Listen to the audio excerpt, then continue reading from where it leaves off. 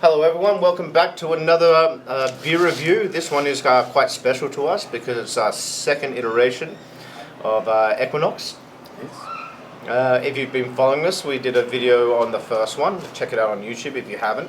And so this is our second iteration on that. We've changed a few things. I'm sitting here with both the brewers, so I won't elaborate anymore. I'm going to pass it over to probably Axel first to tell me about what we did a little bit differently with this one. Sure. Well, firstly, I want to say thank you to everyone at TAM for their feedback on the first volume of the Equinox. We've incorporated a lot of that feedback into what we've created. More or less the exact same grain bill. We've added a little bit of oats into there to add a little bit of protein to increase that carbonation and allow it a little bit more mouthfeel on the carbonation. Head retention. It's certainly appearing more definitely there. Yeah. So that's been a good addition, and we've also gone up to an 800 litre batch. Considering the efficiency was so great last time, we really wanted to bring that ABV down a bit. So this iteration's 5.1, which is almost right on the buzzer. We're getting there. We're getting there. Yeah, overachieved with the yeast again, which is a really interesting result. Remind us all again what the name of this yeast is. It's the Bryant 97. Bryant 97. Yeah. I said this in the last video, but for all you home brewers out there, if you want something that is going to eat all your sugars and attenuate, what we've not hit under 90, right?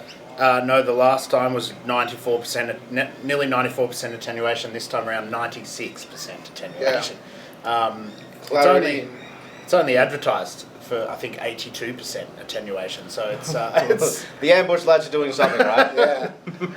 The yeast starter has been instrumental in that, and changed the game. Did we do the same? The yeast starter, the kegs. Yeast starter was the exact same. Yeah.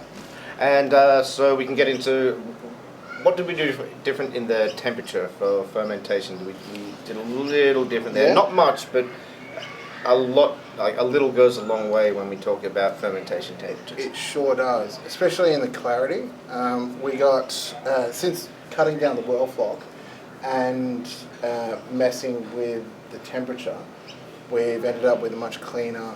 Well, a little bit more haze in it rather than the one that we had before. It is a little lighter as well on the EBCs, and that's just due to the larger volume that we had in the same amount of grain to produce a much cleaner and a slightly bitterer beer. And I think that was just due to us adding a double dry hop in this batch. So it was literally doubling the hops. Not a double dry hop, not a DDH, as many people would know, but a single dry hop of double the size. So it's more or less about a 53% increase in the dry hop. Which is no small measure when we're talking about the style of beer that we're going for. We knew from the first one that we wanted to have more hop profile in there. We wanted it to be on the palate.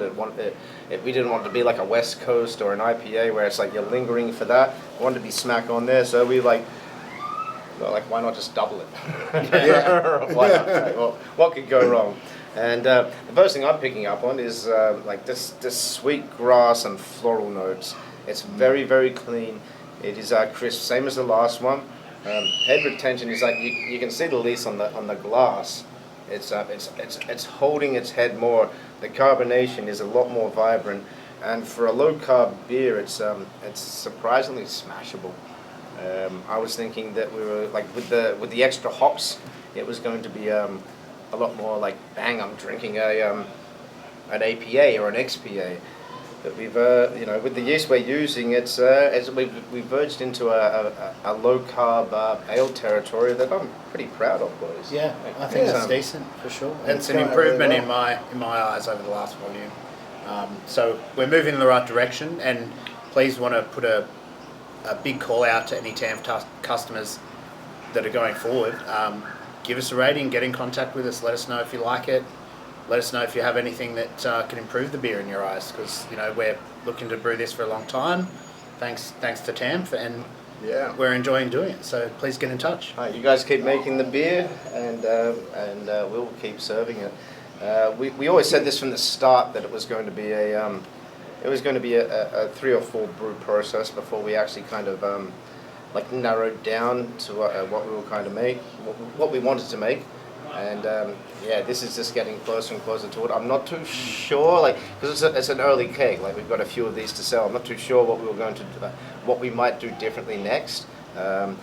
We were talking before, Tim, and you said that we toned down. I forget your wording that on the whirlflock, but Yep. I believe that you not toned down. You removed. You removed entirely, the yeah. whirlflock. For people that don't know what whirlflock does one of you want to explain what whirlflock does in a beer? Sure. So whirlflock is an addition that you can put into your water that you're going to use to brew, or into the late stages of your boil. A lot of homebrewers will be familiar with tablets. Whirlflock tablets use I think it's 1 tablet per 25 litres. Per 25 litres. 1 tablet in a 50-litre. Yeah. It's a clearing agent. It's derived from seaweed, I believe. Yeah. Mm-hmm. And it's used to get more clarity out of your beer. Generally, every beer, even some hazies, contain a little bit of whirlflock to just get those yeast esters out of solution and make your beer like very accessible. With this one, we wanted to showcase what we can make with nothing to hide. We have done that. I just wanted to reiterate that because when you say we toned back, but I know, like, from talking to you both, that it was not toned back; it was actually removed. Yeah. When you have something that is put into a beer that is meant to bind protein together and drop it out of suspension, you assume that you're going to end up with a hazier beer, and we've ended up with a clearer beer that has a more opaque haze, which is that could have a little to do with. And I know that you didn't add. We did not add any flaked oats to the first batch. No, there was no oats in the first batch, and this kind of came back to some of the commentary we were having was a lot that the haze was there, but the mouth feeling of the carbonation. While we know the carbonation was there because of the head retention, we weren't tasting it, right? So that basically came back to that. We want to add more protein, which generally helps with carbonation, head retention as well, but try and also create a variable which we could measure when we say we've added this much in here. Remember, we're getting used to this. It's a homemade system. It's quite difficult to get your head around some of the things that happen. And to dial the system in. We're dialing the system in. It takes exactly. time. Yes, so this is a test that we've done to basically figure out what we can get away with in regards to additions of that flocculent whirlflock. And it's kind of come out opposite to what we'd expect. Turns out you can get away with quite a bit. You can, and maybe that's generally due to, because we've added so much more protein, the actual flocculent size of the protein naturally collated rather than needing a flocculent agent to bind them. There's so much protein that it's getting into the science of it, but I think I think it's done that itself. So that's an interesting development that I wouldn't have seen coming otherwise. Alright, so we've talked about how we've made the beer and what we've done differently. So I think we'll end it on just what we're picking up on. Start with you, Tim. What's the first flavours that you're picking up on in this? I think it's definitely grassy. It's got a springtime kind of ester there, which is quite pleasant. On the nose, it feels very fruity. Axel has none left. No. Axel's finished his. It's only a small bit. I didn't get minis for the video. I thought a mini would be enough. Apparently not. I'd have to do pints next time. But the bitterness really sneaks up on it. And I find that really interesting because I think we only did a small addition to the original recipe, and I think we've ended up with quite a higher IBU. Yeah, perception-wise, like, because we were sitting at the bar and we were drinking the first one, sort of poured out the tail. I was like, it tastes more bitter. Yeah. But I think there's a little bit of like a gaslighting happening with your own brain there. Definitely. Where you're convincing yourself of like like a sweet on the palate, and because it like the malts do come through quite strong, but then the IBUs is there, so clean, grass, floral. I was getting like white flower, like jasmine. I thought jasmine.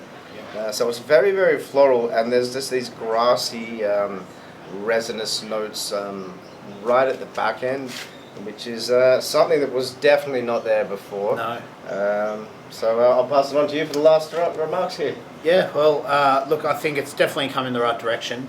We had some people inside that were trying for the first time, and they were saying that they're getting tastes of sweet coffee at the back as well, which is an interesting observation. That's very interesting. Yeah.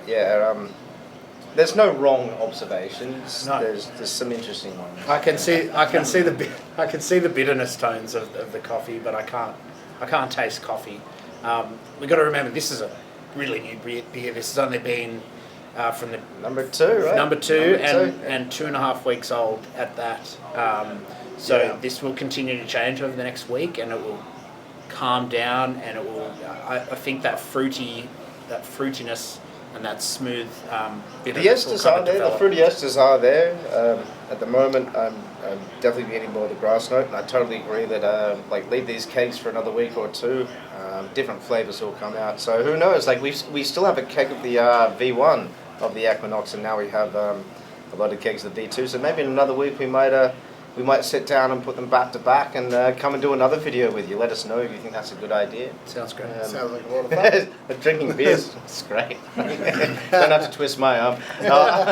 On that note, Axel, Tim, thank you very much for coming back around and doing our review on this beer. We'll wait to see what the punters and the customers think. On that note, cheers to all my friends. Cheers. And to Ambush Brewing.